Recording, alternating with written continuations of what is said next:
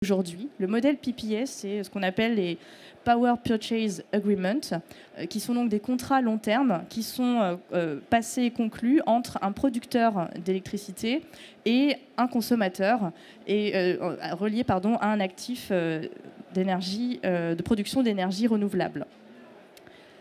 L'intérêt d'avoir ces différents modèles aujourd'hui se fait sentir de plus en plus, notamment dans le contexte, bien sûr, d'augmentation très forte et de volatilité des prix de l'énergie, puisque l'intérêt avec un PPA, c'est justement de pouvoir sécuriser sur le long terme une quantité d'énergie entre un producteur et un consommateur avec un prix donné, et surtout sécuriser cet approvisionnement, puisque la demande aujourd'hui en électricité renouvelable est croissante, et on va le voir juste après, croissante en termes d'off-takers et de nature aussi des besoins de ces off-takers. Alors, désolée, là j'ai pu partager tout ce que je pouvais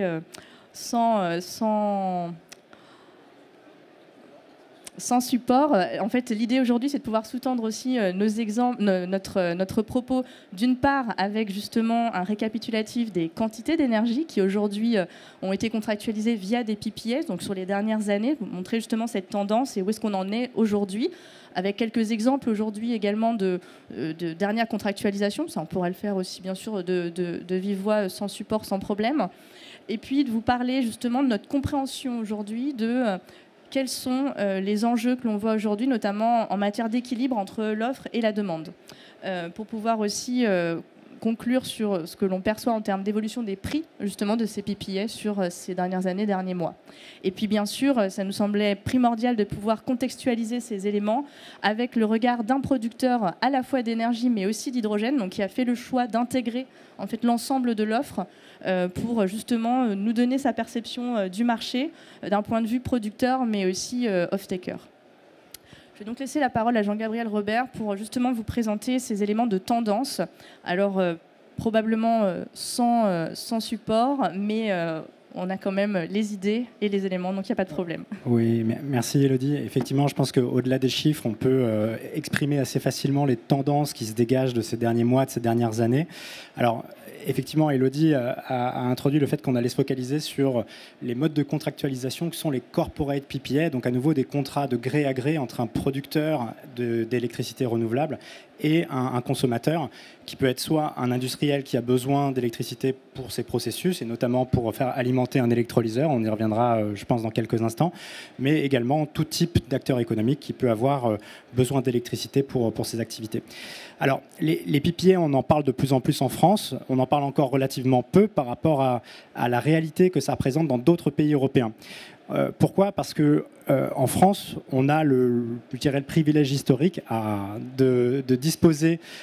d'avoir disposé pendant plusieurs décennies de prix de marché de l'électricité qui étaient relativement maîtrisés, merci, et qui étaient plus bas que ce qu'on pouvait observer dans d'autres pays européens notamment. Et donc l'intérêt économique de passer directement avec un producteur d'électricité photovoltaïque ou un producteur d'électricité éolienne n'a pas toujours été évident au cours de ces dernières années. Néanmoins, c'est quelque chose qui s'est fait dans des proportions très importantes dans d'autres pays européens, notamment au Royaume-Uni ou dans les pays scandinaves en particulier, qui ont pendant assez longtemps dominé le marché européen et mondial des PPA, également dans d'autres géographies comme en Amérique du Nord. Et donc, ce qui est intéressant de voir, c'est comment évolue ce marché des corporate PPA dans le contexte actuel d'envolée des prix de l'électricité sur les marchés de gros. Et donc ici, vous avez, et c'est vrai que c'est plus agréable de le présenter avec les chiffres, quelques évolutions notables ces dernières années, en sachant que la dernière colonne qui vous est présentée ici n'est pas tout à fait actualisée, puisqu'il y a eu un certain nombre de contrats qui ont été signés au cours des derniers mois de l'année 2022, qui font que, si on regarde la trajectoire, on est vraiment sur une tendance assez nette de développement des volumes de capacité donc solaire et éolienne qui ont été contractualisés via ce type d'outils. Et cette tendance, évidemment, s'est accélérée en 2021, notamment sous l'effet de la crise énergétique qui a commencé à être notable en 2021. Et cette tendance, finalement, se poursuit en 2022, ce qui n'est pas net ici, parce que si on intègre les tout derniers chiffres de différents contrats qui ont pu être signés sur la fin de 2022, l'atterrissage au niveau européen serait plutôt autour de 8,8 gigawatts supplémentaires contractualisés au cours de cette année. Donc on voit qu'on est passé d'un marché qui représentait 3 gigawatts en 2020 au niveau européen à un marché qui est plutôt autour des 8,8, avec également, et ça nous on le perçoit assez bien dans notre rôle de conseil finalement, beaucoup de demandes, beaucoup de questionnements à la fois du côté des développeurs et du côté ce qu'on appelle les off-takers, donc les consommateurs d'électricité, autour de ces contrats. Et donc on sent qu'il y a vraiment un changement d'échelle, un changement de braquet autour de ce type de mécanisme. Et on s'attend à ce que 2023 soit à nouveau une année de poursuite de cette inflexion sur le marché des PPA. Quelques exemples. Pour se concentrer sur le cas français, vous avez par exemple des sociétés comme Solvay, Leroy Merlin qui ont contractualisé des volumes assez significatifs au cours du quatrième trimestre 2022. Un dernier exemple qui pourrait être cité et qui est remarquable parce que c'est le plus grand PPA qui a été signé jusqu'à présent en France, c'est Renault qui avec Voltalia a contractualisé pour 350 mégawatts de solaire. Donc un projet très substantiel, de mémoire ça fait plus de 400 gigawattheures de consommation par année qui sera couvert par ce projet-là. Des projets plutôt greenfield, c'est-à-dire des projets nouveaux, c'est-à-dire que le PPA est un outil de sécurisation de l'opération de développement du projet qui permet ensuite de lever des fonds. Et donc, ça pose aussi un certain nombre de questions sur les modalités de financement. Aujourd'hui, vous l'avez vu, ce sont des outils qui sont plutôt préconisés, privilégiés par des grands acteurs, parce que derrière la question qui se pose, c'est la solvabilité de ces off-takers, la capacité à s'engager sur des longues périodes, plutôt 10, 15 ans, là où historiquement ces acteurs achetaient de l'électricité sur des périodes beaucoup plus courtes, 2, 3 ans. Et donc, un des enjeux certainement des années à venir sur ce marché va être la capacité à étendre le champ des entreprises qui sont, on va dire, éligibles à ces dispositifs. Il y a la BPI qui a lancé un fonds de garantie pour couvrir le risque des off-takers qui devrait avoir un effet positif en ce sens. On voit aussi apparaître des nouveaux schémas avec ce qu'on appelle des PPA groupés ou agrégés, par lesquels, par exemple, un donneur d'ordre intègre dans son contrat des fournisseurs, peut-être des PME, des acteurs plus petits, et leur donne accès à ce type de contrat en atteignant une taille critique qui permet de disposer de bonnes conditions de négociation avec un producteur, par exemple. Donc si on regarde en détail ce qui s'est passé ces derniers mois, c'est aussi intéressant de voir comment ce marché se corrèle finalement au marché des énergies renouvelables.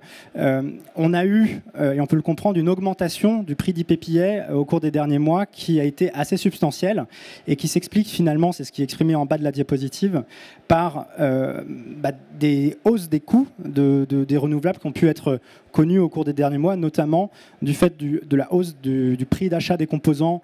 On le sait, il y a eu des difficultés avec certains circuits d'approvisionnement avec la Chine du fait de la fermeture de certains ports à la suite de la pandémie de Covid. Il y a également les questions d'inflation qui sont un peu nouvelles et difficiles à traiter pour ces acteurs-là.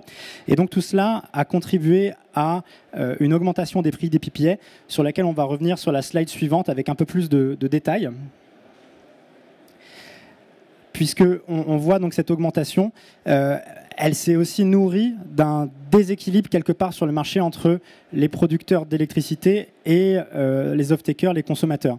Donc on a été dans une situation pendant quelques mois en 2022 où il y avait énormément de demandes pour ce type d'outils, énormément de demandes pour les actifs sous-jacents sur lesquels sont basés ces contrats.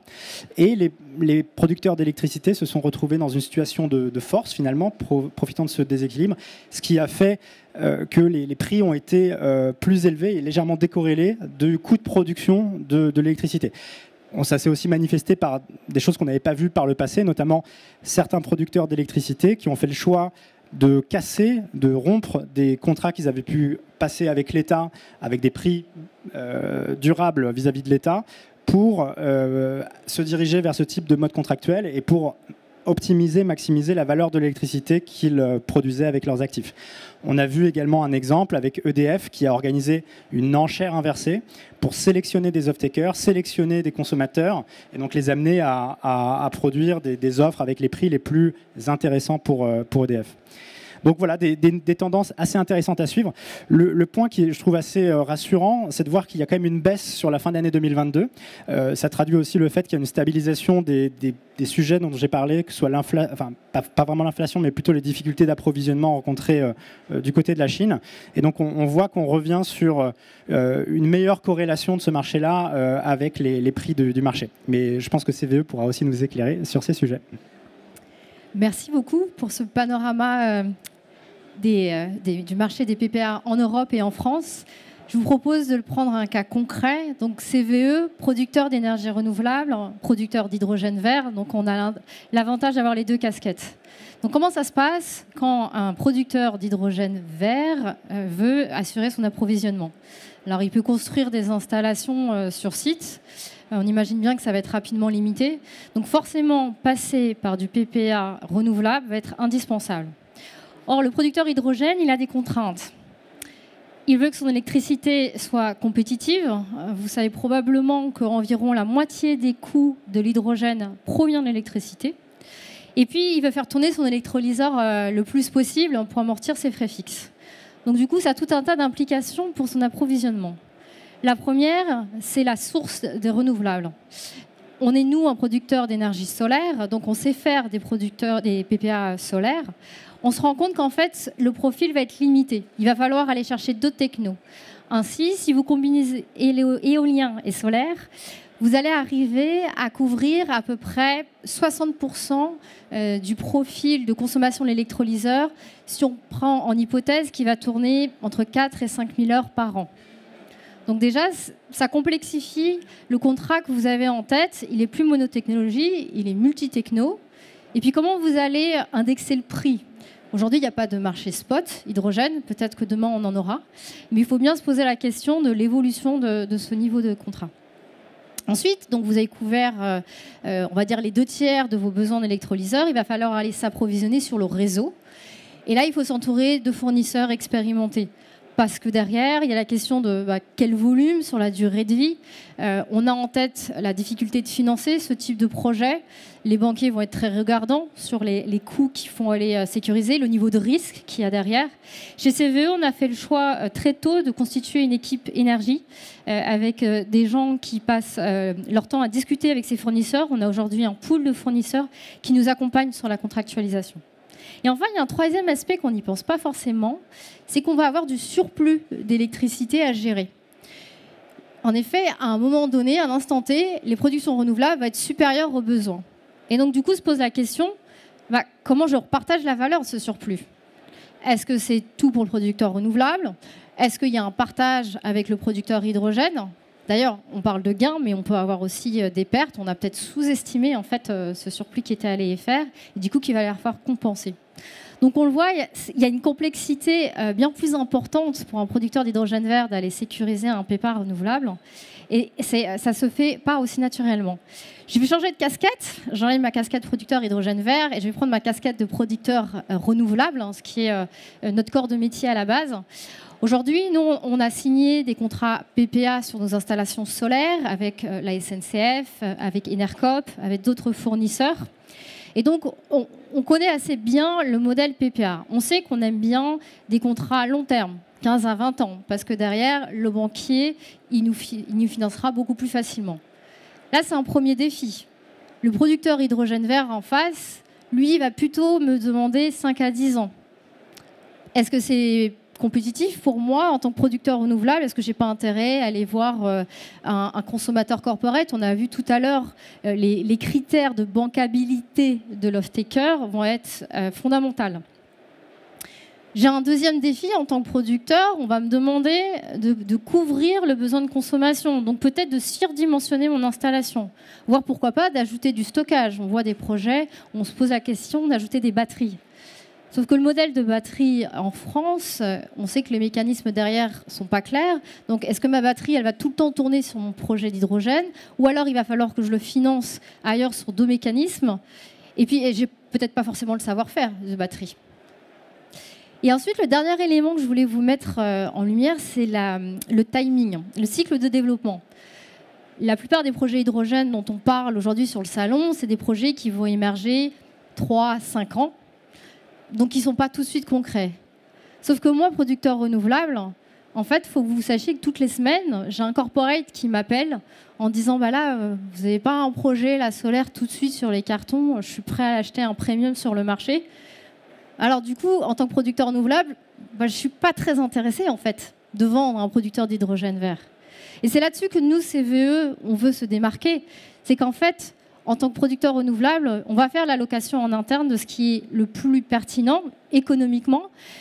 Également d'un point de vue d'impact carbone, on est une entreprise à mission, donc on va regarder en fait le cycle complet et on va faire cet arbitrage et on va faire en sorte en fait de sécuriser l'approvisionnement du projet sur son cycle complet.